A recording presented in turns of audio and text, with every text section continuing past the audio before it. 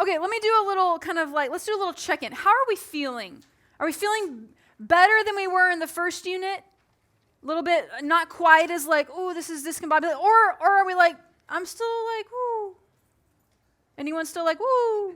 In between, okay? In between. Fair enough. That's a fair assessment. Are we feeling overwhelmed? Are we feeling like I'm in a decent place-ish? Decent? Is decent a good word? Okay. We're learning a lot. What can we do to move us from decent to good? Learn some more? Some of you are like, less reading. That's not going to move you from decent to good. I guarantee you that's going to make it worse. New Testament's going to help like lock some things in. Okay. Right. Learning about all the empires and the time periods overwhelming. Right. Okay. Great. Okay. Hopefully I can help kind of drill down into some of that tonight and kind of clarify. Yes. Okay, getting the Audible book helped. Yes, and there's a workbook. You're lucky that I didn't make you do that as well, but there is a workbook associated with this textbook. You can get it on audiobook too. So if you're like, I need help, there are other resources out there that are available to you. I'm not making you do the workbook. Thank you. It helps reinforce, it pulls out what's important. Yeah, okay, let me try to do a little bit of that tonight because I know talking about kind of 1st and 2nd Samuel, 1st and 2nd Kings. I didn't have you guys read the 1st and 2nd Chronicles chapters, but they're the exact same thing as 1st and 2nd Kings. 1st and 2nd Kings and 1st and 2nd Chronicles are the exact same events told from different perspectives several years apart. Okay? Which is why they disagree. It's why they disagree. If you look through the chapter in your textbook on 1st and 2nd Chronicles, which again, out of the goodness of my heart, I didn't have you read, there's actually a chart in that chapter on here's the textual differences between 1st and 2nd Kings and 1st and 2nd Chronicles and why they exist. So if that interests you, that page is in your book, ready for you to look at whenever you want. But 1st and 2nd Kings, 1st and 2nd Chronicles tell pretty much the exact same narrative, the history of Israel during this time period that we're about to talk about. But one of them you get from one perspective, the other you get from another perspective, and they are several years apart, removed from each other. So one is kind of, in some senses, talking about the events kind of as they're unfolding, almost in real time, not quite in real time. And then the other one is looking back and trying to explain and give some parameters for here's why these things happened. But a lot has happened between 1st and 2nd Kings and 1st and 2nd Chronicles as far as when they're written. They're about the same stuff. We'll hold your questions like normal. We'll do questions in a bit. If you have questions about 1st and 2nd Chronicles, go read that chapter. That's because I don't have time to catch you all up on that, okay? Go read that chapter. But hold your questions. Don't forget them. Let's kind of jump in and see if we can fix some of the things that are broken in our brains when it comes to this. Because here's what's happened. Here's what's happened to most of us through no fault of our own, okay? But hopefully you've realized this by now, and if you haven't, that's totally fine. We're about to. This is not laid out in chronological order. This is not laid out in chronological order, okay? For example, what happens when you read like 1st and 2nd Samuel, 1st and 2nd Kings, and then of course 1st and 2nd Chronicles, and then what happens for us is 1st and 2nd Samuel, 1st and 2nd Kings, 1st and 2nd Chronicles, Ezra, Nehemiah. What we do in our brains is we're like, oh, we closed 1st and 2nd Kings, we closed 1st and 2nd Chronicles, now we're going to read Ezra and Nehemiah and the prophets, and that must be happening after. No. The prophets are happening during 1st and 2nd Kings, 1st and 2nd Chronicles. So you can lay them on top of each other. You can take pretty much all the prophetic books, which is what is laid out here, and overlap them, lay them on top of the events of like 1st and 2nd Kings, 1st and 2nd Chronicles. The prophets are prophesying during all the really bad stuff going on in 1st and 2nd Kings.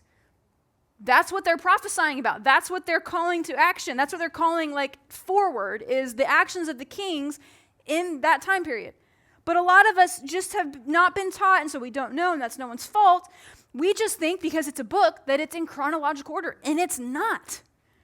You have prophetic books that like get flipped in there. You have For example, Daniel, yes, parts of Daniel happened during that time, but Daniel, I'm one of the people in biblical scholarship to take a very late date for the authorship of Daniel. I actually disagree with what's on this. I don't think Daniel was finished until intertestamental period. So like Daniel is actually in my brain, and I'm not alone in this, like there are better scholars than I am who back this up. Daniel is actually probably not, in my brain, not finished until intertestamental period, but still parts of it are talking about stuff that's happening during the kings and stuff, because Daniel wasn't written all at one time. It covers way too much. We got kingdoms being covered there, we got all kinds of stuff being covered there, right? And we'll talk more about Daniel next week. But it's not chronological. And so we have to get our brains around what's actually happening with the books of like 1st and 2nd Samuel, more specifically 1st and 2nd Kings, 1st and 2nd Chronicles, as they relate to the Bible as a whole. Remember, we got to zoom out in order to understand what's happening. So let's look at this handout real quickly before we jump in to talking about Old Testament historical literature. You'll notice, again, remember with me, you have the divided kingdom, right? So who are the three kings that we have when it's united? Who are the three? Saul, David, Solomon. Right, good job. Saul, David, and Solomon are there's only three kings that have a united kingdom, that have Israel as a whole, okay? That have like all 12 tribes as one. It's Saul, David, and Solomon. That should signal something in our brains that something went horribly wrong during Solomon's reign, and it did. It went horribly wrong. He starts great. He builds the temple, fantastic, right? This is good. He's rocking and rolling. And then as his monarchy continues, as his reign continues, it begins to go downhill pretty quickly. He begins to be influenced by his wives and concubines and their false gods. He begins to do things you're not supposed to do. He doesn't love the law the way the king is supposed to love the law, according to Deuteronomy. And so things begin to go poorly. And if you notice, as you read this week, think about David for a second. So David's over here in this kind of tannish color, not salmon exactly. What would you call that? I don't know. Peach? There we go, peach. David's over here in the peach color. Saul is kind of like a one-off. Shouldn't have been there at all. The people chose Saul, right? Not a great, and they chose poorly. They chose very poorly. God does not tell the people, God's not necessarily mad that the people want a king. That's normal. It's not a problem that the people want a king. You're like, Lorian, how do you know this? I've been told my whole life that it's bad that the people want a king because it's just about them wanting to be like the other nations and therefore it's bad. Well, let's look at Deuteronomy for a second. Open your Bibles because we have to set up the monarchy to understand what's actually happening and to understand what goes wrong. Take a look at Deuteronomy 17. Now remember, Deuteronomy is pretty much a self-contained, almost entirely just a speech given by Moses over the course of just a day, maybe 2 days, to the people. This is his swan song, right? This is the law being handed down, being passed on, getting ready for this generation to go in the promised land. Deuteronomy 17, verse 14. This is what Moses tells the people that God has revealed to Moses. When you enter the land the Lord your God is giving you, and have taken possession of it and settled into it, and you say, let us set a king over us like all the nations around us. God doesn't say, don't. God doesn't say, that'll make me angry. No, what does he say? He says, be sure to appoint over you a king the Lord your God chooses. He must be from among your fellow Israelites. Don't place a foreigner over you, one who's not an Israelite. The king, moreover, and here's what we need to remember in our brains when we need to lay this over top of every single king we encounter in the rest of the story. Okay? Pay attention here. Verse 16. The king, moreover, must not acquire great numbers of horses for himself or make the people return to Egypt to get more of them, for the Lord has told you, you are not to go back that way again. He must not take many wives, or his heart will be led astray. He must not accumulate large amounts of silver and gold. When he takes the throne of his kingdom, he is to write for himself on a scroll a copy of this law, taken from that of the Levitical priests.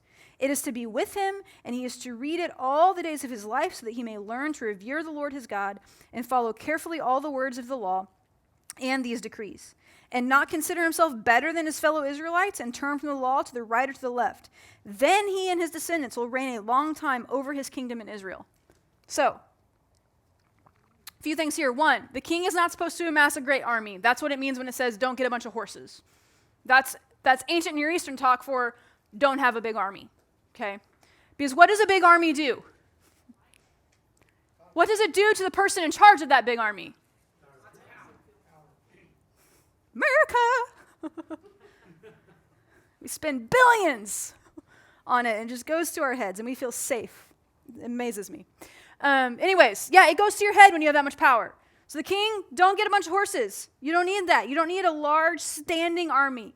Doesn't have to be like the other nations, right? Because God is going to take care of battles for you. Yeah, you're gonna have some soldiers, but you're not gonna have a bunch of like just huge standing army, right? You're not to take many wives, or your heart will be led astray. Don't have a bunch of concubines. Don't have a ton of wives, right? Don't accumulate large amounts of silver and gold, which is kind of a twofold way, a two-pronged thing. One, don't overtax the people. Because how does a king get silver and gold? Either by going to war and conquering other nations or by taxing the people, right? America. This is what cultures do, right? And this is what the ancient Near Eastern cultures did. We do it now. Other cultures do it now. Like everyone does this, right? And so the king of Israel is warned, you are not to be like this. Your role is not to be some type of dignitary, like I'm like, the bourgeoisie and I'm like lording it over. That's not the king of Israel's job. The king of Israel is to be the model Israelite. That's the king of Israel's job. Boiled down in a nutshell, the king of Israel's job is to be the model Israelite par excellence. Because what does the model Israelite do? The model Israelite loves the law and loves the Lord more than anything. And they meditate on the law of the Lord day and night, and they teach it to their children, and they think about it, and it reigns and rules over how they interact with the world around them. And the king is supposed to be the one who does this better than anyone else. So the king is supposed to be the model Israelite. They're not supposed to lord it over the other Israelites. It's more like an office that someone just is going to hold. They're not supposed to have a ton of power. They're supposed to be the model Israelite who loves the law and meditates on the law and represents that to the people. So it's an office that needs to be filled, but they're not doing it in the way that the kings of the other nations are doing it. Okay, so remember Deuteronomy 17 as we unpack the rest of these kings, right? Because some of us already are having some red flags pop up and going, oh, that's not at all what they did. Not at all what they did, right? So for example, right off the bat, we get Saul. And what are we told? We're told that the people pick Saul. What did God say in Deuteronomy 17? Only appoint the person that the Lord your God chooses, right? Now, God kind of did pick Saul. It's a little bit of a murky pool. But really, the people wanted Saul more than they wanted to try to listen to what God had said. So God's like, sure, okay, fine. Saul's kind of a one-off. He gets the monarchy started. He's a great candidate. He's good looking, he's tall, he has it all together. All the things you would want in a king, like someone who's going to represent you, you're like, that's the guy. It doesn't go well. He doesn't love the law. He does all these crazy things. He has some problems. And then we get David. We get the whole 1st and 2nd Samuel is really in many ways establishing the Davidic monarchy, especially 1 Samuel. And so we get David, again, back in this kind of peach color. David's number 2. David's the one we all love and know, right? We're like, he's the one I feel safe with. Don't throw me in there with like Hoshea or like Nebuchadnezzar when he's king and like the kings of Israel who were like dealing with him. Don't with like Amaz and Hezekiah. Like don't throw me in with those guys. I don't remember them. David I feel safe with, right? We're like, yes, okay, we're on solid ground. David is a terrible human being. He's a terrible human being. Right? Sure, God picked him to be king. He's human, just like us. Not great in a lot of ways. The best, which is saying something. He's the best, though. Why? Because David, at the end of the day, we're told over and over again, loves the Lord. He loves the law of the Lord. He values the things of God. He clearly is thinking about the things of God on a regular basis. He still messes up a bunch, though. He's a rapist. He's an adulterer. He's a murderer. All of these things, that's David. Not great. Not great. The Lord even tells him, hey, it's really nice that you want to build a temple for me, but you have too much blood on your hands to do it. So your son Solomon is going to build the temple, right? So David kind of gets in there. He kicks off things. God makes a covenant with David, though, right? We talked about that in our reading this week. God covenants himself uniquely to David and David's descendants. Now, here's the thing we need to know. One of you talked about how, or I think maybe a couple of you talked in your reading responses about the covenants and seeing how they're connected, right? Going all the way back to Eden, then Noah, and then Sinai, and then you get Sinai ratified kind of in Deuteronomy, and then you get David, and so on and so forth, right? You get all these covenants, and it's beautiful because it's God's continuous story being told. It's not like all these different things. It's one continuous, beautiful story. Same God, same actions, same story, same purpose, right?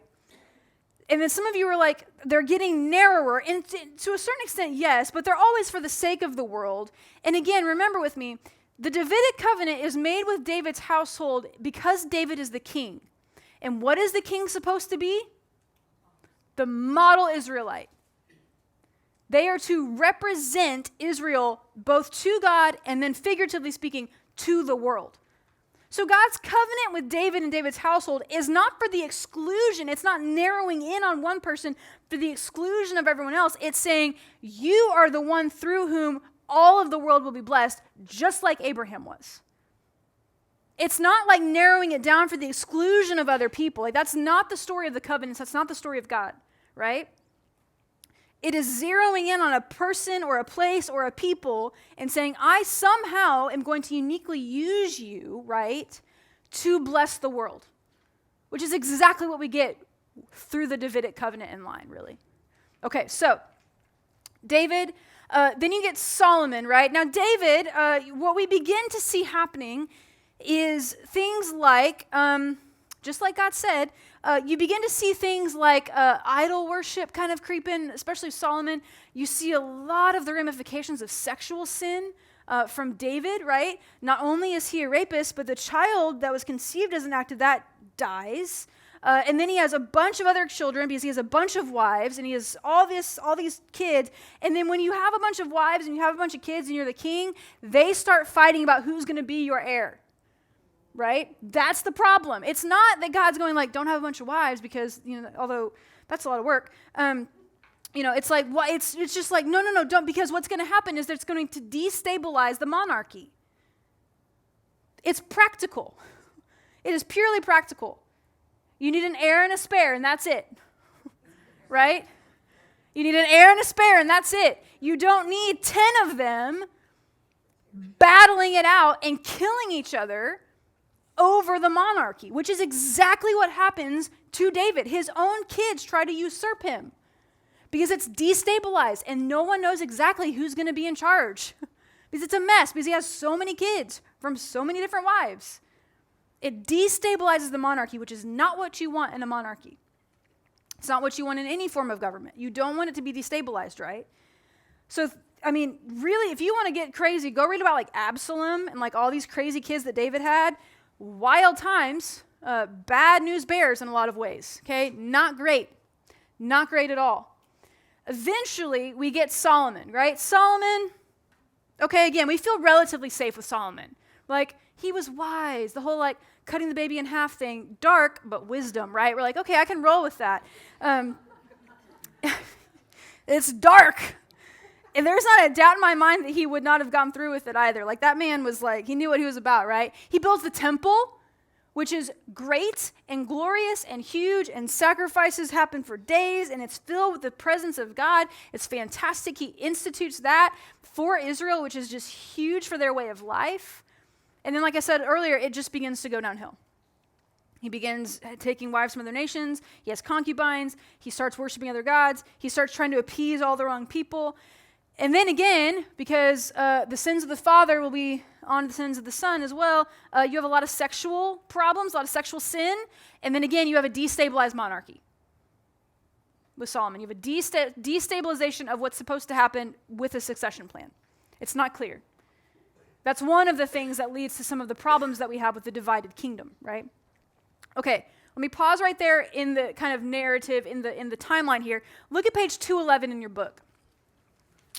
Page 211, there are a few pages and charts I really want to draw your attention to, maybe dog-ear them or put a sticky note or something there, just so you can flip to them quickly and reference them if you need to, if you're doing a Bible study or studying something. So again, remember back with me. I know it's traumatic for some of us, but remember back to the first 6 weeks when we did exegesis and how we're not done with that yet. That should still be the lens through which you're studying and reading, hopefully. But what we're reading in these books this week and this week specifically, is Old Testament historical literature. Okay? Now, we think historical literature and we think one thing. It means a little bit of a different thing in the biblical context here. And let's explore what that means. 3 things we need to remember that I think are really important. 1, think of the books as theological rather than historical. That's hard for our 21st century post-Enlightenment brains. We want things to be scientific. We want things to be accurate. We want things to be exact and precise. And a timeline to be exactly how it actually was in real life in the moment. That is not what the biblical authors are overly concerned about. They're more concerned with the thematic kind of content, with the theological content, with pointing to what is actually happening between the people and God, rather than caring about, well, how many people were there? What was the exact date?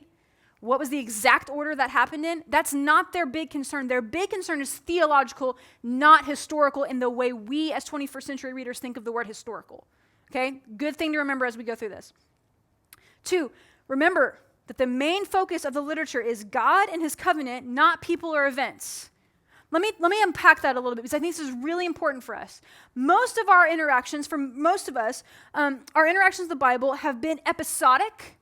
And what I mean by that is we kind of drop down in to different places in the Old Testament or even in the New Testament, but especially in the Old Testament. We kind of drop down into the Garden of Eden. We kind of drop down into the Noah story for a minute. Then we kind of fast forward. We may touch down. We may do a touch and go, which is what pilots do when they're learning how to fly. You know, like you come in for landing, you touch the ground, and then you take off again. You just do this in a loop to practice landing and taking off. So you do a touch and go, maybe with Tower of Babel, if we get wild, maybe. We like to sit with Abraham because it makes us feel safe. He had many sons, that one, and I am one of them, and so are you. And so it makes us feel safe. Some of you didn't grow up in church, and that just showed right there. Oof. I'll pray for you. No, I'm just kidding. No. And so we sit with Abraham. We kind of like do a little like puddle jump situation for like Isaac and Jacob. Moses, we're like, yes, I know this dude. Great. And then we're like, oh, I'm real uncomfortable. Then we get to the Psalms and we're like, okay, I can do this. Psalms, I feel comfortable. I have some of them memorized. They make me feel good inside, warm, fuzzy feelings. Okay, great. And then we're like, I do not know what to do with the rest of the Old Testament, so I'm going to skip ahead to maybe like David and Goliath. That feels real nice. Maybe a little bit about Solomon in the temple, maybe. And then really the Old Testament story most people are like really familiar with is you have to go all the way to Daniel in the lion's den or the fiery furnace, right? And then we're like, and that's it.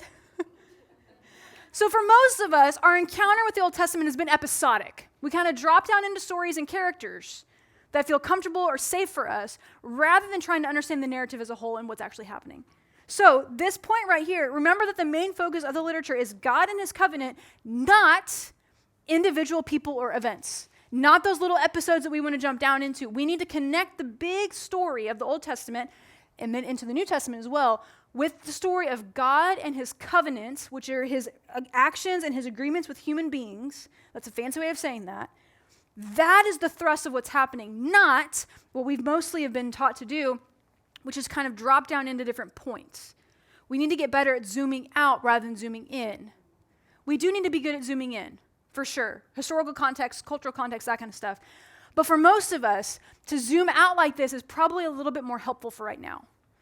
Okay? Number 3, remember that historical cause and effect is seen largely in terms of the role of God rather than the actions of people. For example, think about this.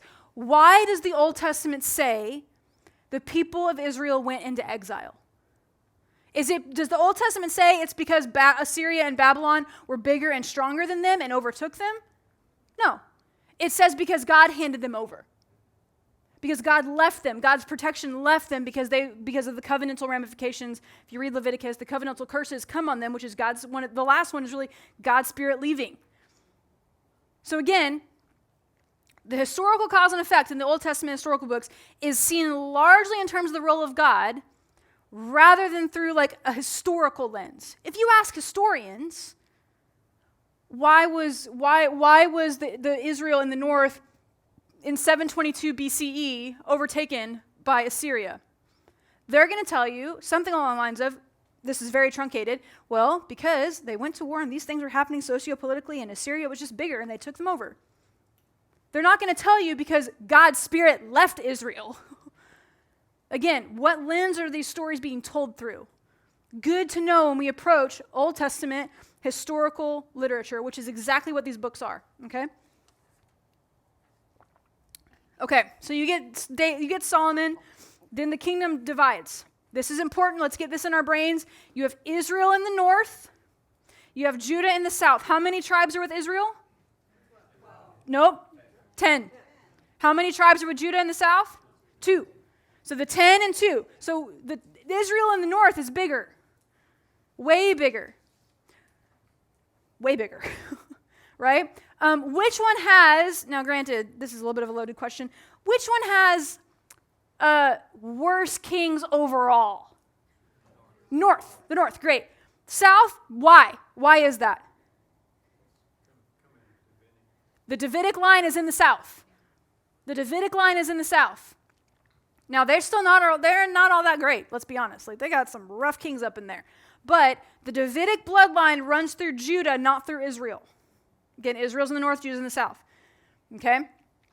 Take a look at your chart. It's nicely color-coded, right? So that peach kind of color represents the United Kingdom at the front, and then it also at the top will show you about the civil wars that are occurring between Israel and Judah, which happened. So you have these two sections of tribes warring against each other. That happens a lot, and it gives you some Bible references there. And then it begins to show you this split. About 931 BCE is when that happens, approximately. Here's what I want you to notice on the chart now. You have this kind of like light bluish, light greenish color at the top. You're starting with Jeroboam, Nadab, Baasha, all these kings, right? Now notice at the bottom, you have this color-coded little thing right here. This thing right here. Prophets to Israel in the north, prophets to Judah in the south. When you read a prophetic book, you need to know who they are prophesying to. Does that make sense? Okay? And sometimes when they say Israel, they mean that, not Israel. So you need to know who they're prophesying to, which is why this chart's really handy for you. It's a handy-dandy little chart.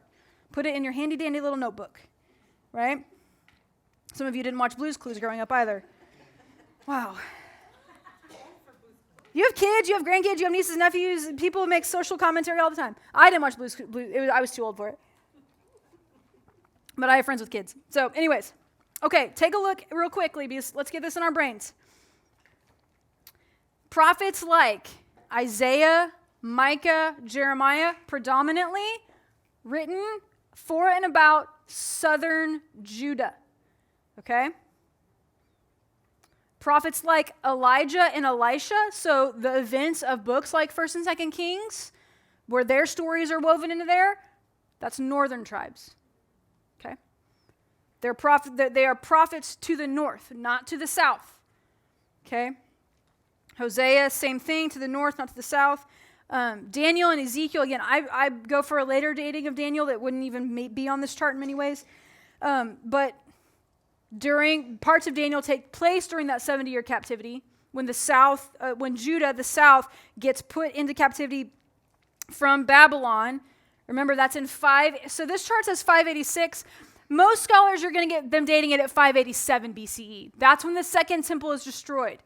Now, let's talk about the first temple. Whew, that was rough for a second. The first temple is destroyed. That's when Solomon's temple is destroyed. If it's helpful for you, just right here in this blue little box, right here where it says 586, I would write 587 BCE, Jerusalem and temple destroyed by Nebuchadnezzar. Write down first temple next to that. That's Solomon's temple that gets destroyed. Okay? That's the first temple. Psh, gone. That's important to remember. 2 dates on this chart that you need to remember the most. think this little pointer works. We're going to find out. Yeah, okay, great. Here we go. The 2 dates on this chart you need to have in your brains, just ready to go. Up at the top here, 722 BCE. 722 BCE is when Assyria defeats the northern tribes. They defeat Israel. And they take them to captivity, okay? 722 BCE is when that happens. That's when the northern tribes, that's when Israel fall to Assyria. What are the 3 big kind of powerhouses that we get in the Old Testament? Starting with Assyria, what's the next one? Babylon, what's the next one? Persia. Yes, Assyria, Babylon, Persia. A, B, P.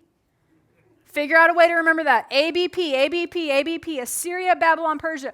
So you get Assyria up here, 722 BC. Does that affect the southern tribes? No.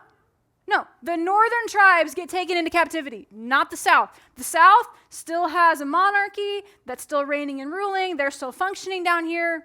Totally fine. Fine is an exaggeration, but fine. They're not in captivity, right? So the other date that you need to just have in your brain is this one right here, the 586, 587. I date it 587 BCE. That is when the second temple is just, golly, the first temple is destroyed. I keep thinking this is the second wave of things. That's why I'm confusing myself. I'm sorry. That's when the first temple, that's when Solomon's temple is destroyed. And that is when Judah in the south gets taken into captivity by Nebuchadnezzar, Babylon. Okay? Because by this point, Babylon, right here, 612 BCE, Babylonians defeat Assyria. Okay? So you get Assyria, Babylon beats Assyria. Babylon becomes the world power.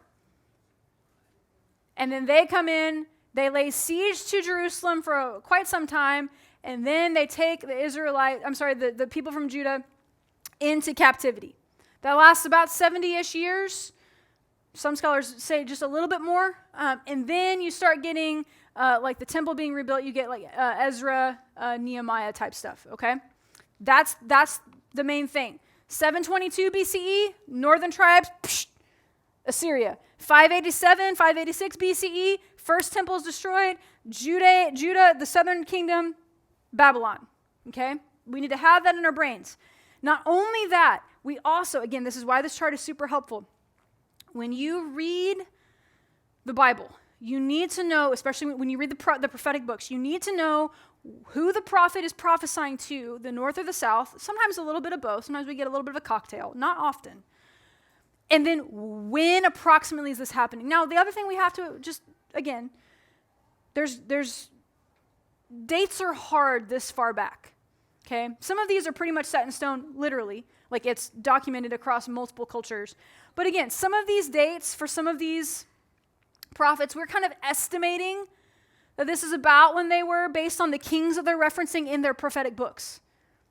That's how we kind of line them up in many ways. Jeremiah is weird because Jeremiah was probably written over a little bit of a longer period of time. We'll talk about that next week when we talk about Jeremiah.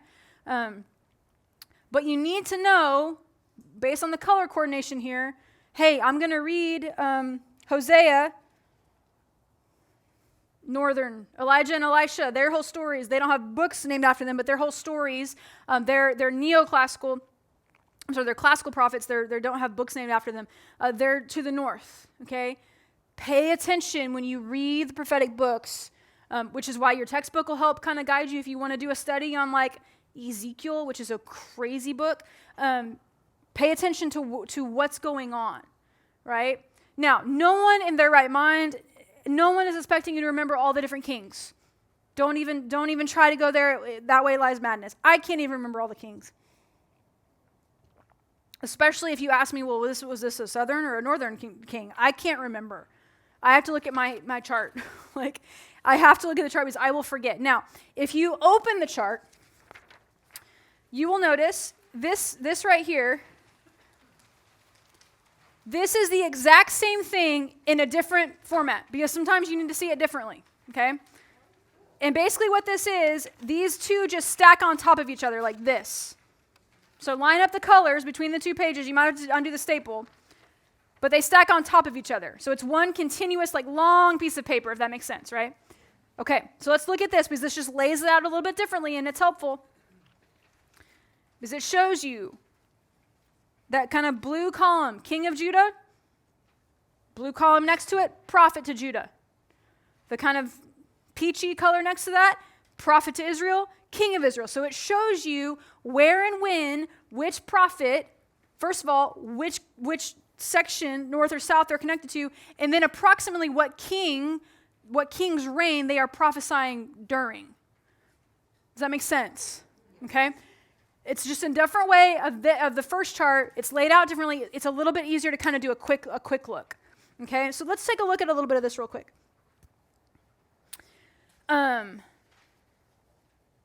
Okay, so we get pre-exilic period, and then you get the major power is Assyria from about 800 BC to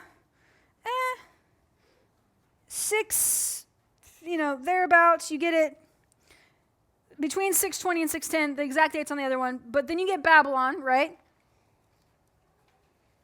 So let's look at this for a second. During, for example, Amos, it's going to do a little like a sword drill here. During Amos, who is the world power? Assyria.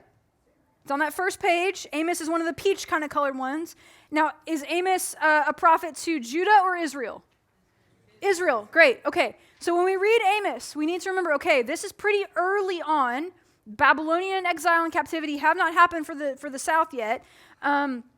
So Amos is writing early on during the Assyrian kind of rule over the northern tribes.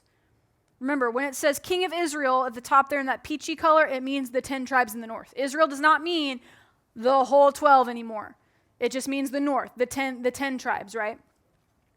And then you'll notice in that gray column, important dates. Again, there you're going to see a few. So 722, the fall of Israel. Again, Israel meaning the 10 tribes in the north.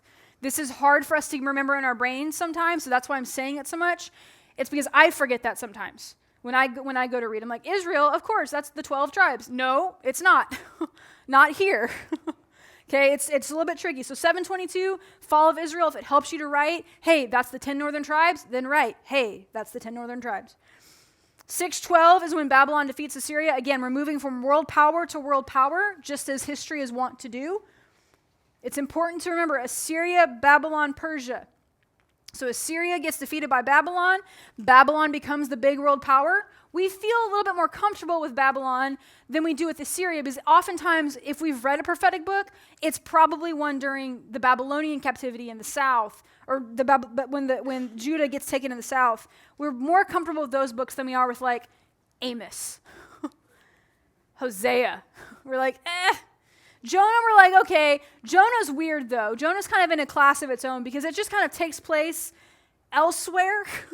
Like it just kind of, it's not about the events that are actually happening in Israel per se. I'm also one of the people who, in this, don't send me angry emails. I'm not alone in this. There are people who love Jesus. I tend, depending on the day of the week, to take Jonah as metaphor, not as literal, and that is totally okay. I still love Jesus. I still think it's true in the capital T truth sense. I think, especially if you read it in Hebrew, that it's really funny. And reading in Hebrew almost makes it clear, hey, this is meant to be a story. We'll talk more about that next week. That doesn't mean we have to freak out at all.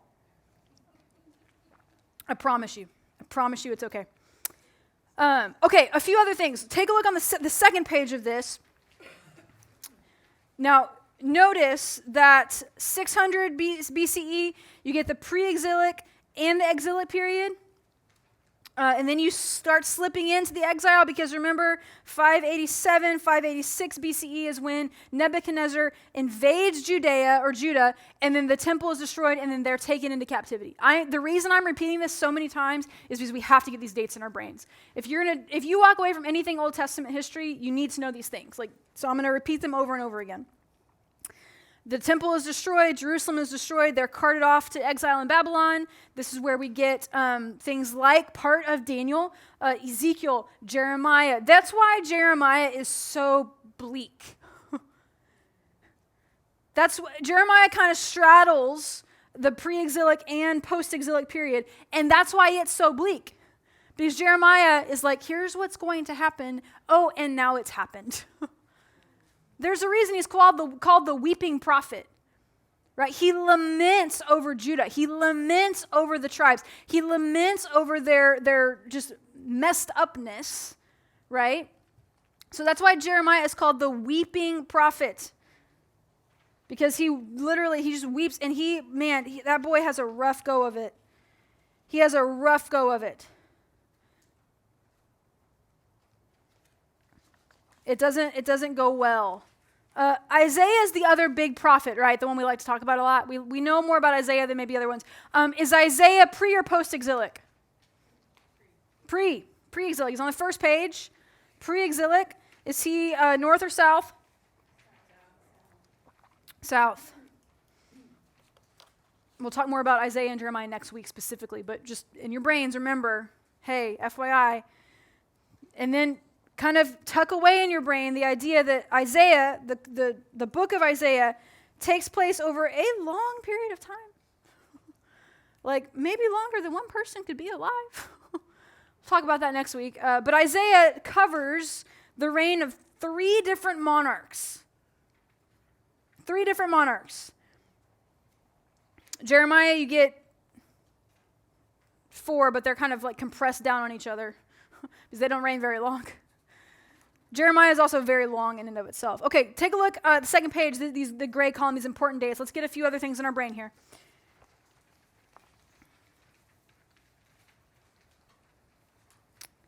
Okay, 586, 587, temple's destroyed, Jerusalem's destroyed. Then you get Cyrus, who ascends the throne of Persia. He should sound familiar to you, maybe, from the Bible, right? So King Cyrus, he shows up in a few different books like Daniel and others, right? And so he's not too bad of a cat, okay? If you're going to have to be like ruled over by someone and be in exile somewhere, Cyrus isn't that bad. Because what does Cyrus do? He lets them go back. Right? They're going to be like a puppet kingdom in a lot of ways. They're not like independent, but he sends them back. Why? Because I think this is like military strategy, and it is.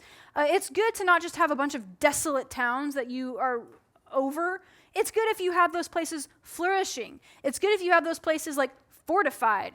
And again, you can't tax people that don't exist.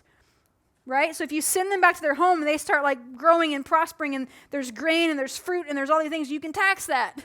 You can't tax it if it's desolate. Right? And so he starts sending them back, and then you get things like Cyrus's edict, which is the return under Zerubbabel, right? So that's in about 538 BCE. 536, the altar's rebuilt. We get kind of Ezra and Nehemiah-ish type things happening. The temple begins to be completed. It says completed at 516. That completed should be in quotes. It's completed, okay? Because the Spirit of the Lord never fills the second temple. Not here. It doesn't fill it once Herod gets his hands on it and fixes it up again after it's been desecrated twice. It doesn't happen then either. It completed, okay?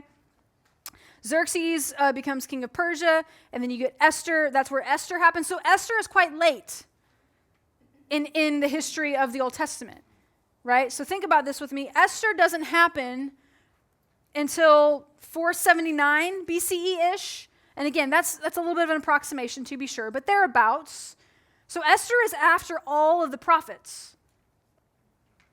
The events of Esther, after all the prophets. Then you get Artaxerxes, Persia, Ezra with the second return, and then you get Nehemiah, and then you get the walls and stuff like that being rebuilt as well. It's all happening at the same time, which is again, what's tricky. All the different kings we're reading about and how bad they were and like how they built altars in the high places and did all these bad things happening at the exact same time as the events of the prophets. Because who's calling the kings out for their actions? The prophets, right? Okay. Okay, let's do, take a look, again, another set of pages I want to just kind of point out to you. Pages 260 to 261. You get a little bit of a chart there that's helpful, specifically when dealing with the end of Judges and then into the books of 1st and 2nd Samuel, 1st and 2nd Kings. Again, I'm just kind of drawing your attention to some charts that I think are really helpful. The chart at the bottom, you get Eli, you remember Eli all the way back in like 1st and 2nd Samuel? He's the priest who has two really, Hophni and Phinehas, his sons, who are just like on crack, basically. Like they were wild. Remember that whole thing? Like they are messed up, and then they get killed, right? And then Eli dies because Eli didn't train them better, which is maybe an interesting commentary in some ways. Hey, not so much on parenting at all, but more on like the role of the priesthood. That wasn't a comment on parenting. That was a comment on, hey, if you're the priest, there are some very specific things that you have to do. And he did not properly train the next priest to do those things. That's a problem for the priesthood, for the temple. That's why the judgment is so severe. It's not because like, hey, your kids kind of went off the rails. No. It's because they were supposed to do something for the priesthood, for the temple, that you did not prepare them fully to do in some ways. You kind of let them go do their own thing. That's on you, and now you're all going to die. Okay? It's way more about the temple and the priesthood than it is about parenting. It's not about parenting at all. It's about the temple and the priesthood. Okay? So you get different kind of kings and different people kind of being in charge, different battles happening. That's what the X's are in some ways, kind of like big events. David and Goliath, you'll see about 1020 BC. And again, some of these dates are approximations. The historians are doing their best. We can't go back this far sometimes. We're doing our best. David and Goliath, you can kind of see, and then that kind of gets wrapped up again on the top of page 261. Note that the Egyptian dynasties are running at the same time. We don't get a whole lot about the Egyptian dynasties in the Old Testament after we get out of Exodus, and even then we don't know which one we're dealing with really because the dating is so messed up. But you get Egypt, again, Egypt is happening at the same time. History is happening at the same time. That's what this chart is kind of pointing you towards. History is happening at the same time. The events of the Bible do not just happen in a vacuum, okay? Okay. There was another page. 291. I'm jumping a little bit around, but I just, again, trying to drop down into some pages that I think are helpful. I'm sorry, 292. Also good, the chart on the top of 291. Again, the separation, Judah and Israel, it's showing you kind of, hey, here's the highlights of who's reigning and ruling there. So for example, Israel, you get 20 kings, 9 ruling dynasties or families. Again, that's a hot mess right there. That's a hot mess. You have a couple hundred, you have a good amount of time, right? 20 different kings that represent 9 different ruling dynasties or families. That's a lot of transition. That's a lot of instability, okay? 7 assassinations, not great. That's not a good look for the monarchy and for the kingship, right? 1 suicide, 1 was stricken by God, and then they're all judged evil by the historians who compiled the book of Kings, which is 1st and 2nd Kings together. The people who compiled that book, the historians who compiled that text, all judged them as evil. They're like, they didn't do it, right? Look at Judah. 19 kings, 1 queen, not much better. Only 2 ruling dynasties or families. Again, the Davidic line is in the south, so we're hoping for a bit more stability. 5 assassinations, not much better. 2 stricken by God, 3 exiled to foreign lands, and 8 of the 19 are judged, quote unquote, good. They weren't great. They're not great. They're good, right? Okay, 291 real quick. I'm trying to get this information so we can look at it in different formats so it maybe sits in our brains a little bit better. But some of us are going to learn in different ways. 291. This is prophets and the prophetesses that we get during the monarchy, during that era, right? Corresponding with the reference we get, specifically usually from 1st and 2nd Kings, and what they did and who their king was that they were corresponding to. Okay? So, for example, I wish this chart did the whole north and south thing, and it doesn't. Which is very unfortunate because, again, remember, Elijah and Elisha to the north. Okay? So you got to kind of remember some of that a little bit. Look at the other charts that I gave you. Nathan is maybe the most famous, along with Elijah and Elisha that we get here, of the ones that were like, yeah, I remember like specific things about him as a person. Nathan is the one who marches into the throne room when David is king and is like, hey, you're that man. You're the one who took what didn't belong to him when you had so much and you killed the person instead, and there's going to be consequences. That's Nathan. The boldness on that man, truly a prophet to be able to have the boldness to march into the throne room and say that. He's also a prophet for Solomon. Elijah and Elisha. We get a lot in the Elijah and Elisha cycle. Some important things to kind of draw out. One, the Elijah and Elisha cycle, there's a chart in your book somewhere that talks about it. And if one of you, the next page, 292, imagine that. We get a lot of similarities to things like the Exodus narrative, specifically how God interacted with the gods of Egypt. Does that make sense? So think with me for a second. Back to the Exodus story. You get Moses and Aaron, specifically Moses, especially. Remember, God tells him at the burning bush, hey, throw your staff down. It turns into a serpent. Put your hand in your cloak, and it's going to come out and have some type of skin disease. That kind of stuff, remember that? And he's like, these signs and many more, you're going to take into Egypt, and they'll believe you. That's kind of the gist of it, right? So Moses goes into Egypt, right? It's pitted. The story is pitted like, hey, this is Israel's God, Yahweh, versus the gods of Egypt, who the book of Exodus do not deny are real. Again, we've talked about this. They don't deny they're real. They just, the author of Exodus and the biblical story is just saying the God of Israel is the one true all-powerful God. These other ones are just kind of like, meh. They really can't do anything if Yahweh decides to show up. What happens? Moses marches in. He puts his staff on the ground. It becomes a serpent. What happens right after that? Like in that same scene? Their prophets do it too. The Egyptian prophets do the exact same thing, and it's not parlor tricks. I thought it said they were magicians. I thought in the Bible. Yeah, magicians, prophets, whatever. Okay, yeah. The magicians do the exact same thing. So there's some type of animating force that's giving them power, right? Okay, what happens with the Nile of the blood? The exact same thing. Moses does it. Egyptian people do it. It's not parlor tricks. It's real.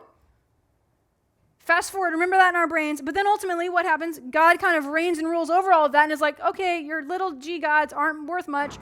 Like gone, right? Think about this. We get later in the Old Testament, we get to the prophets of Baal or Baal, depending on who you're talking to. Both are totally fine. You don't have to say one to be more scholarly or whatever. I wish that whole line of thinking would just disappear, because I think we get it really, people get all caught up about, I don't know how to pronounce it, so I'm not going to say it. I'm like, just say it. If someone judges you, that's on them. Golly. Because it's so in biblical scholarship to be like, that's the way you should say this one word, or whatever. And I'm like, can we just move forward? It's like Baal, Baal, it doesn't matter. You say it however you want to say it in this space. It doesn't faze me. What happens here is very similar to what happens in the book of Exodus. You get the God of Israel, who's pitted against this lesser little g God, Baal, right? And then you get God's prophet. Remember, Moses is a prophet. We're told Elijah's a prophet. We get the prophet of God versus the prophet or magicians or whoever of this other God. It's very similar. Okay, so what happens specifically with the story of Elijah? Baal, what's one of Baal's jobs is weather. He's the storm god. He's also the fertility god, agricultural, that kind of stuff. And so what does God do? God systematically dismantles Baal's power. Because what happens in 1 Kings? Drought. Where Baal is supposed to be the big god in charge, God sends drought. Baal can do nothing about it. Because Yahweh has determined that there will be drought. Baal has no power. Baal has no power. Baal ensures agricultural fertility and bountiful harvests. We get these stories of somehow the prophets of God are able to miraculously grow and provide and multiply grain and oil in the midst of a famine, essentially. God's more powerful than Baal, right? Baal controls lightning and fire. Elijah commands lightning and fire to come down from heaven. Remember that story, right? So let's zoom out and talk about that story for a second. Remember the story? There's been drought, suffering. We think drought and we're like, oh, it just hasn't rained and our grass is like dead. No, drought for them means everything is dead, including people and animals. It's not like, oh, my grass looks bad. Darn, HOA is going to be after me. It's not that. It's everyone, animal, people, like animals, people, everyone, people are dying, right? There's no water. The crops aren't growing, so you can't have food. Okay, this is detrimental to society. So what happens? They kind of decide to have a battle of the bands on the top of the mountain, only it's battle of the gods, and Elijah is there, and they have the two altars built, essentially, right? And he's like, okay, y'all prophets of Baal, you can go first. The whole name of the game here is, it's like a game show. The name of the game here is, we want our altar to light on fire and burn up. To demonstrate, not so that it's a parlor trick, but what does it demonstrate when your altar lights on fire and burns up? It demonstrates that your God has received your offering and has accepted your offering. It's not like who can make fire? It's which God is going to accept our offering and then do what we ask. That's the name of the game, okay? Elijah's like, y'all can go first. Prophets of Baal, they got their altar. They're doing all kinds of stuff, right? They're acting like wild people. They're cutting themselves with stones, trying to appease Baal. They don't know what Baal wants. It's one of the problems of having other gods, is you don't know what they want. The God of the Old Testament is very clear about what he wants. Very clear. Clarity is kindness. Thank you, Brene Brown. Clarity is kindness. Other gods, you don't know what they want. So they're just dancing, doing a song and dance, praising, doing all these things, cutting themselves with stones, crying out, all these crazy things. Elijah is just kind of sitting over on the side, and he mocks them. It's hilarious. The Hebrew is actually really intense. It's kind of crass, actually, in some ways. Elijah mocks them and is like, where's your God? Is he on the toilet? Right? Literally. And the Bible's wild. It doesn't come through in our English translations, but it's there. And anyways, yeah, he's like, it's not working. It's not working for you. So what does Elijah do? During a drought, he asks for water to be brought and poured on the altar. Think about that. During a drought, he asks for water to be brought and poured on the altar, right? And then he just prays. He's like, God, once you're God, yada, yada, yada, bam, fire. Oh, and now Elijah can kind of like talk to God. He does talk to God, and he's like, and God's like, now I will send rain when I want to send rain, and here's when it will happen. And Elijah says that, and then it does. God receives Elijah's offering in the presence of these other people who are trying to, promote their gods, thereby demonstrating, once again, the God of Israel's ultimate power over all other forces on the earth. That's what that story is about. God has received the offering. God is more powerful. Baal controls life and death. Elijah and Elisha heal and raise the dead in the name of Israel's God. Baal is supposed to be the one who's able to do this, much like in the Egypt story in Exodus. Pharaoh, who was a god, his offspring, they should have been able to do something about that. When the death of the firstborn happens, they should have been able to do something about that, and they weren't able to do anything about it. Because they were supposed to be able to control life and death. They couldn't. Again, Israel's God, more powerful and more strong. So that's what we get when we get some of the stories of Elijah and Elisha. It's important to remember, again, these stories, back to what we looked at on page 211, to read these through a theological lens. What is the story demonstrating about Israel and Israel's God? Is it good? Is it bad? Meaning, like, is there friction and tension between Israel and Israel's God? We need to read these books through more of a theological lens primarily than a historical lens. Do we still do our good exegetical work on these books? Absolutely. That doesn't mean we're like, well, only a theological reading is fine. No. We need to do this. You need to know what the heck is going on. But we need to make sure, mostly the point of that is to make sure that we aren't trying to come to these books expecting them to be something they're not. They're not a science textbook. They're not a history textbook in the way we envision a history textbook today. Okay? We need to read them primarily through a theological lens. Again, what are they revealing about God and God's movements and Israel and Israel's movements? That's the lens through which we need to look at them. And again, remember that the authors of these books are viewing the events, the historical events in these books, primarily as a cause and effect of what God is doing rather than a cause and effect of the events of history and the actions of people. Do they go hand in hand? Yes. But the authors of the books are far more concerned with what God is doing, who God is, how God is revealing himself, how the people are responding to that or not responding, than they are to, here's the history of the world that's happened that led us to this point. That's not what they're concerned about. That's not what they're writing their books. That wasn't the purpose of what they were trying to do. Okay, let me stop right there, and we can do questions. Thanks, Charlie. Okay. Yes. Is Assyria the same thing as Syria? Or are the Assyrians the same thing? Did they found Syria, or is that separate, or is it all kind of meshed I should know together? the answer to that, and I cannot remember right now. Okay. Once you get to start talking about like where did people come from today, I'm useless. That is not my area at all. I'm sure a quick Google search would help with that. Unfortunately, I am not Google. Yeah, it's that whole area. So as far as like how it got divided, I can't tell you. But that whole area is where all of this is taking place. As far as like where quote unquote Syria is now, I'm like, sure it was part of it, but how it got all divided today with Iraq and other places, it's like I don't know. Yes. I have a Deuteronomy question. Yes.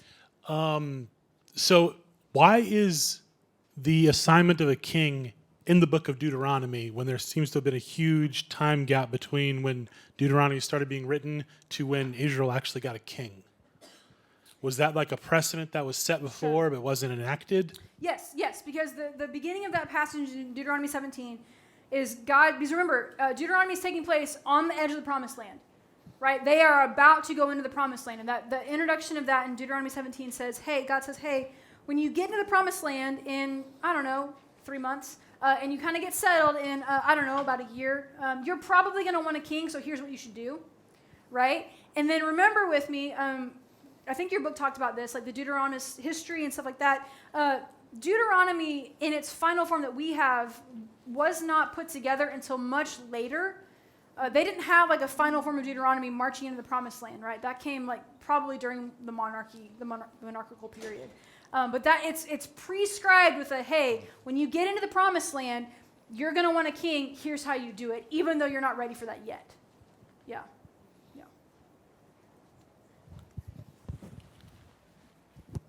This is a big ask, but these books we're talking about when what they're talking about occurred, and these are prophets. So one test of a prophet is what they say happens. So I know it's popular, and I understand people do not believe in supernatural things. We just assume they wrote these things after the occurrences. And you've alluded to like Daniel's later and all. Right. Is there kind of what's the lens that you look at this through as far as when they were written down versus when the things happened? Sure. Was it typically before when the prophets Before, wrote during, it? or after? Yeah. Or was it oral and then it was written? Sure. So for example, we get Jeremiah, who God tells Jeremiah, he's like, I want you to write down all I've told you to do and then give it to the king. And Jeremiah does. Well, Jeremiah doesn't. Baruch does. Baruch is Jeremiah's scribe. Gives it to the king, and then the king burns it up, and they got to start all over again, right? Now, final forms of the prophetic books that we have probably not put together until much later than the period in which they're prophesying. Other things, like Jeremiah, we have multiple scrolls of. Some are longer than others. Which ones do we use? This one has a whole lot more information. This one is ended. And it's not like it's like information that's tacked on to the end. It's like information within the book itself sometimes, which is a biblical scholarship question. We're going to talk about that next week when we talk about the specific the prophetic books. Because if you read Jeremiah in the Septuagint, it's different than if you read it in the Hebrew because they're using different scrolls to pull from in some ways. So yeah, we'll talk more about what are the prophets doing next week and how do we read prophetic literature. I will say this though. The role of a prophet is not to tell the future. That's not what the prophet's job is. The prophet is to speak for God. That's the role of a prophet. The prophet is to speak on behalf of God to the people. The role of the prophet is not to foretell the future. Prophecy, in the way that the Bible uses it, does not mean telling the future. Can it mean that sometimes? Sure. Is that the role and the office of a prophet? No. Moses is a prophet. Does Moses foretell the future all the time? No. Sometimes he's like, hey, I can tell you where this is going because I know y'all real well, and this is what's going to happen. And of course it does, right? Moses is a prophet. We're told that people like Elijah and Elisha are prophets. They're not out there like, in 400 years. No. They're just like, here's what's going on now. Here's what God says about that. And here are probably the natural consequences that are going to play out because of y'all's actions. Because we've read the book of Leviticus and we know what the covenantal curses are. And they are you being led into exile because God's Spirit leaves you. That's not like parlor tricks. That's not like, ooh, we're going to guess and see if we get it right. It's just God said this way back in Leviticus and it's happening now. Now, of course, you get stuff like Isaiah, specifically stuff like suffering servant, and we're like, oh, it's Jesus. Sure. But what did it mean in its original context? It meant something. It meant something. It's not only about Jesus, right?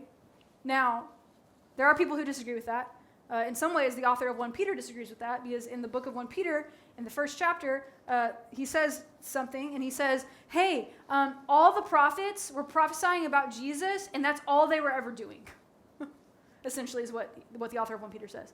I think it's hyperbolic. I don't think it's literal.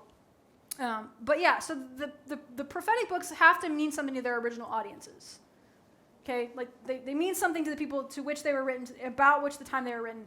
Now, does God also work miraculously through people? And is the Bible both a human and a divine book? It's divinely inspired? Absolutely. Absolutely. So has God woven God's story, both past, present, and future, into that? Yes. Does it all connect? Yes. Can we look back and read things and be like, oh my word, that makes a whole lot more sense now because of Jesus? Absolutely yes. But again, remember, we have to encounter books in their original context first and understand that there is an original context, right? And that prophets, the role of a prophet is not only to foretell the future.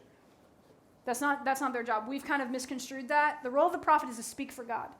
Now, part of that sometimes is forecasting and looking ahead. Absolutely. And we'll talk more about that as we read next week and as we talk about the prophetic books next week.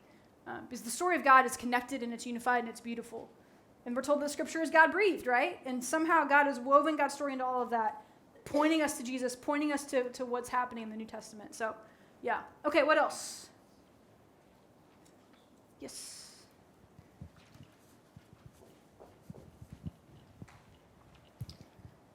This is kind of more of a practical matter, I guess. Sure. So they have chronological Bibles, like... Yes. So is that a helpful thing, or is it just like, no, you're just... I mean, is it taking it too much out of the context in which you're meant to look at it? So here's the thing. I have a chronological Bible. I haven't opened it in probably a decade, but I have one. They can be helpful. Absolutely, they can be helpful. Especially they're not the Bible that I would bring to church every Sunday, because it'd be real hard to find stuff. It'd be real hard to be like, now turn to Luke 7, and you're like, I don't know where it is, or whatever. But they're a helpful tool to have, especially if you're trying to figure some of this, especially for Old Testament stuff. It can get tricky, right? So yeah, there's I think Reese has one, the Reese Chronological Bible. So yeah, it's maybe a good tool to have in your arsenal if you're so inclined to be able to look at that and see kind of what's happening around this, what's being written at the same time, right? Because there is overlap between books. For example, here on our chart right here, we have Isaiah, Micah, and Hosea all kind of overlapping. So that's helpful to note as well, is that some of the books overlap entirely. Yeah, good question. Yeah.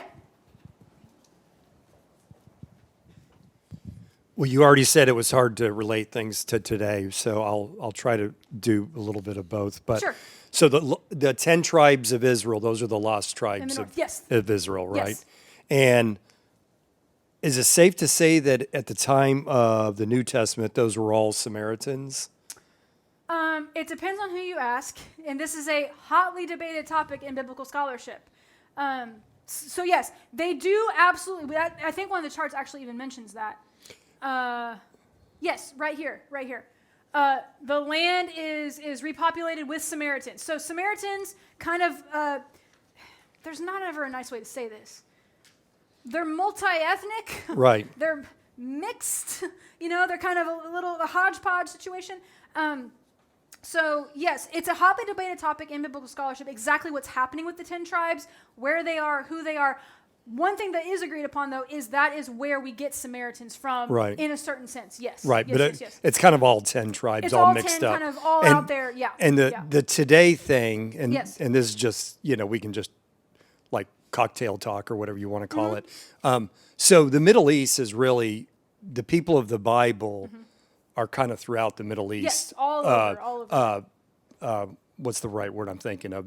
The lineage of them really are Sure. are not just Jews in Correct, Israel, because we of get all these course. different cultures, all these Yeah. different, yes. So a lot of the Muslim cultures are Oh yeah, people it's all that were part connected. of. Like Yeah. again, history's happening. People groups are around there. You get all these other countries as well. It's just like any other time and period in the world history. We have other countries pressed up against each other.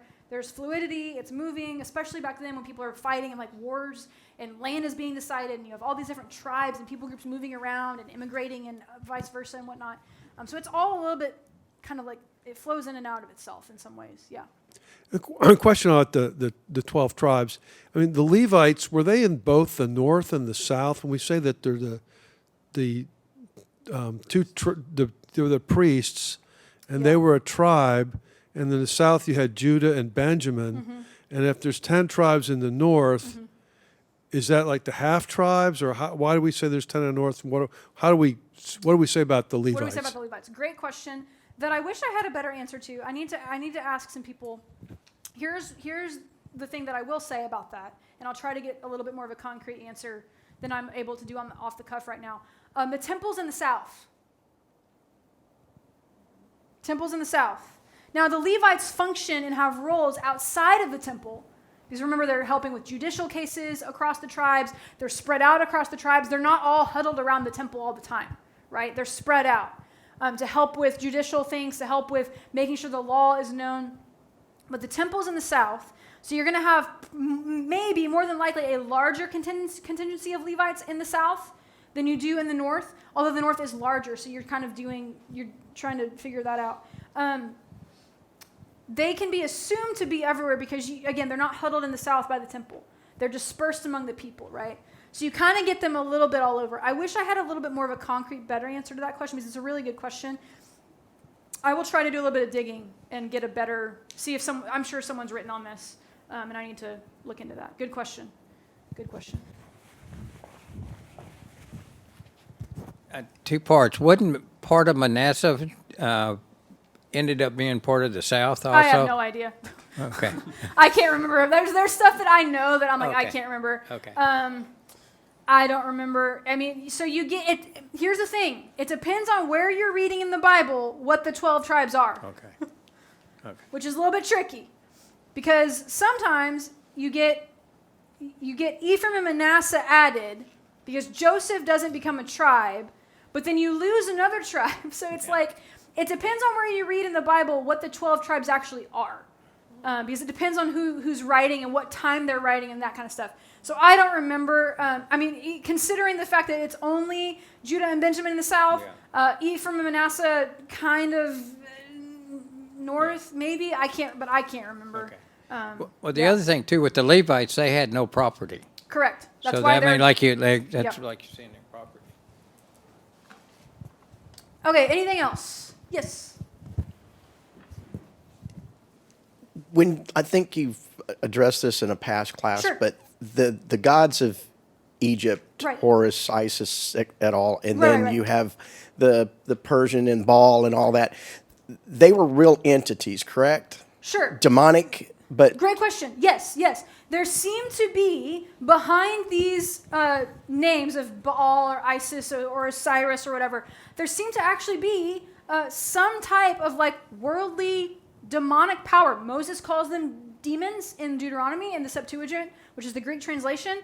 He says, don't worship the idols. And in the Septuagint, it's actually, they render it demons, right? The Old Testament does not deny that there's power that is anti-God the God of Israel, the one true God, capital G God, that there is power that is anti-God that is animating these evil systems and these other empires, right? The New Testament doesn't deny this either. So as far as like, is Baal real? Not in the sense that we're like, is there an actual like character named Baal? No, there are evil forces at work in this world. We can talk about where they came from later. When we get to the theology section, we will. That animate the evil systems of the world, right? These other evil powers, these other evil forces. And we're kind of uncomfortable with that because we want things to be explainable and scientific. And it's just not. Again, I point again to Paul saying, the struggle's not against flesh and blood. It's not against your brother or your sister, but what is it against? Your struggle's not against flesh and blood. It's against the rulers, and against the authorities, against the powers of this dark world, and the spiritual forces of evil in the heavenly places. It's against all the systems and all the forces that animate evil in this world. Things like demons, things like idols, things like those things that are animated, that are given power to by these little g forces that are not God, that will eventually one day be brought into total subjection under Christ. That's what the book of Revelation in some ways points to. Is like, hey, they're in charge now, and the temptation for you and I is to give our allegiance to them and not to Jesus. Because they're animating systems like violence and power and wealth and money and opulence. They're animating all those systems. Read Revelation. It's really convicting, especially if you live in the West. It's really convicting. Because America looks a whole lot more like Babylon than it does like the kingdom of God. And we're like, ooh, not great. Not great, right? And so all of those things will be brought to subjection under Christ. But for right now, there's still that pull. Like, what's animating the things, right? Yeah. Okay, I think I saw another question back here. Good questions, guys. Thank you so much. These are great. Just an observation about Levites, because this has been mentioned a moment ago. That's kind of my suggestion, but I need to review this.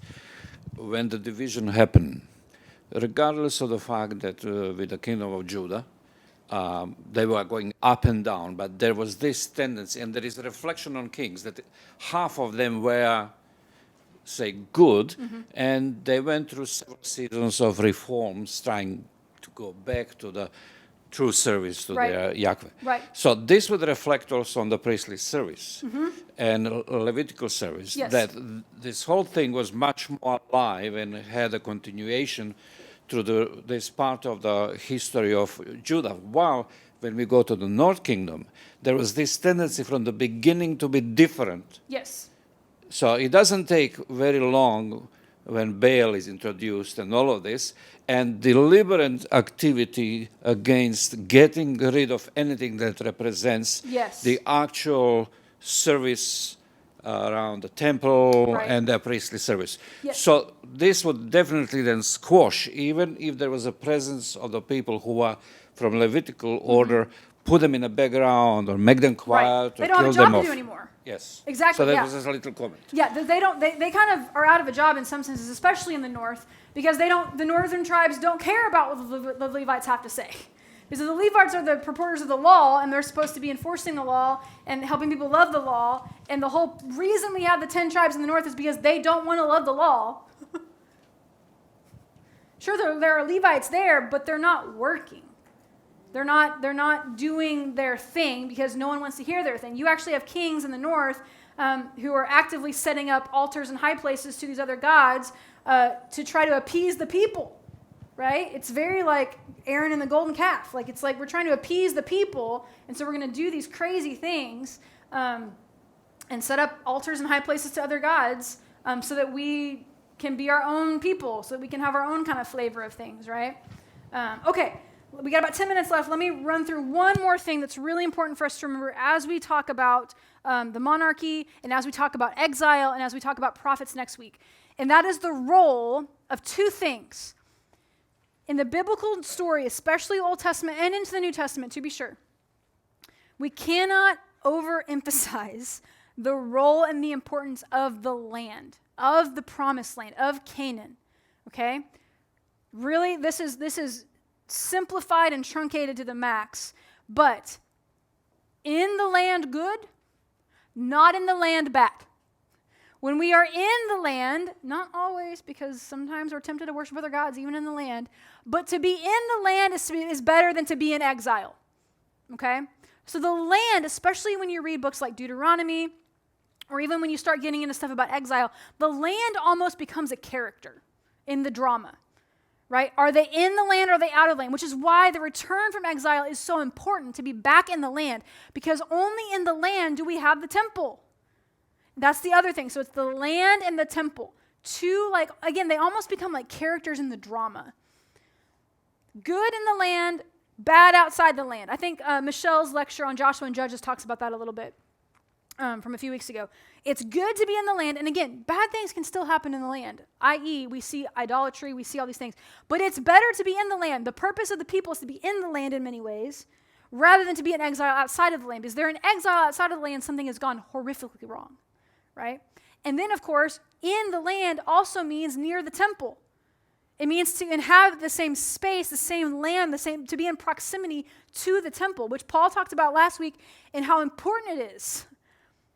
It's important for national identity. It's important, of course, for worship. It's important for God to dwell among his people. Like that's where that happens. So if you're not in the land, you're not near the temple. And if you're not in the land, something bad has happened, because you only are expelled from the land. Like, they don't really choose to leave the land necessarily. If you read the book of Leviticus, there's a part in Leviticus that talks about, or is it Numbers? I think it's Leviticus. Might be Numbers, I can't remember. Where God tells the people, he's like, hey, you're going to go into the promised land, and you're going to take over it, and you're going to set up God's way of life, God's reign and rule there. But if you revert back to the ways of the people who were there before you, the land will vomit you out. Because the land becomes a character, and you are making the land sick. The land, this is the language in Leviticus, it will vomit you out. It will expel you. It will exile you out of itself. Because you're not doing what you're supposed to do in the land. And the land has a significant purpose, and again, almost becomes a character. So think about the land, think about the temple, which is why when we get to the captivity and the exile, especially for the southern tribes, it's so horrific that the fact that the temple is destroyed is like earth-shattering and like cosmic shifting. Like, it's a cosmic shift in their understanding and in their way of life. Like, to not have the temple is unbelievable. In many ways. So think about those two things as we read. Again, I'm 99% sure we'll be reading prophets. That decision will be made tonight and into tomorrow, and I'll post your homework tomorrow. I'm pretty sure, I can actually tell you right now what it's going to be. Give me a second. We got time. Hold on just a second. I can tell you if it's going to be prophets or not. I got to make sure. Okay, here's the thing. Let me tell you about this real quick.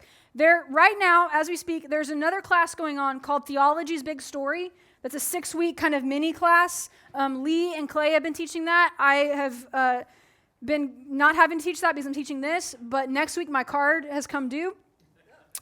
So they will be in here next week. And so you are going to read the prophets. We will talk about the prophets 2 weeks from tomorrow, 2 weeks from next week, 2 weeks from now. Golly. Next week I will do a really fun lecture. It'll be entertaining and exciting because I'm doing, I think, last things for them, which is like Revelation. So you'll get to hear like a pre-starter, you'll get a little Kickstarter on that. It's not all Revelation. It's more like whole story of God from a theological lens, not so much from a biblical lens. So it'll be a little bit different. But they'll be here next week with us.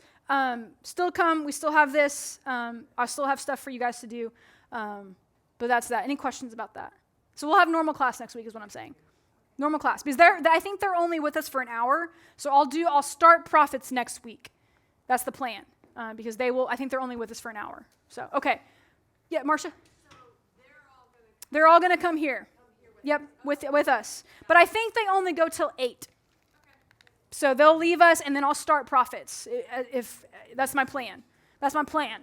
We'll see if that happens or not. So let me pray, and then we will wrap up. Lord, thank you so much for just bringing us here tonight. We are glad to get to study together. God, thank you for just the thoughtful questions and responses from everyone tonight. God, would you through the Holy Spirit, let what we've learned kind of influence how we engage with the scriptures and how we think about the things that you're doing in the world today. God, we love you and we trust you. In the name of Jesus, we pray. Amen.